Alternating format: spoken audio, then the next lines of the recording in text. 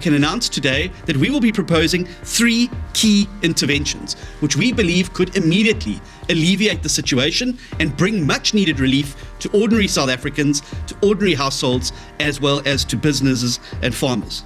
The first of these suggestions is for us to immediately scrap the general fuel levy. The general fuel levy accounts for around R3.93 per litre of fuel, and it's little more than a corruption tax. Road users are essentially reimbursing National Treasury for taxpayer funds lost to corruption and maladministration and wasteful expenditure. By cutting wasteful expenditure, like reducing the size of the cabinet, as we suggested a few months ago, reducing the burden of the R8 billion per annum of VIP protection services to ministers and members of the executive, by cutting wasteful expenditure on luxuries like catering and entertainment, and uprooting state capture corruption, which has cost South Africa in the region of 1.5 trillion rand already, the general fuel levy of R3.93 can be scrapped entirely. It is a lazy way of bringing in income, and it is a lazy way to avoid making the hard choices of cutting back the size of government and cutting back on government's own expenditure.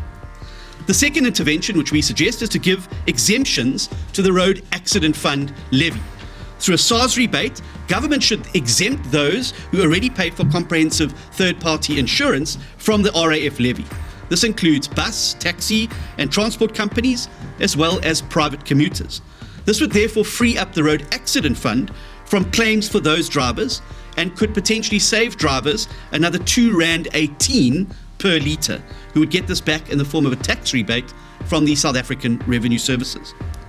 The third intervention, which we're demanding today, is that the cost of fuel can be further reduced by deregulating the fuel sector to spur competition between sellers. And the DA has a private members' bill currently tabled in Parliament, which would call for this.